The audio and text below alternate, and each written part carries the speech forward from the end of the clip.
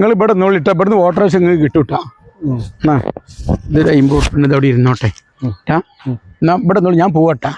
Okay, ഞാൻ പോട്ടെന്നാല്. Okay. അല്ല സുബ്രുവാ, ഇന്നിപ്പോ ആകെ തണുപ്പൊക്കെ ആയിട്ട് ഒരു ക്ഷീണമുള്ള ഇടാൻ പറ്റിയ മാർഗം ഉണ്ടാവും. ഒരു ഉറുപ്പിയായിട്ട് കയ്യിൽ ഇല്ലാണോ?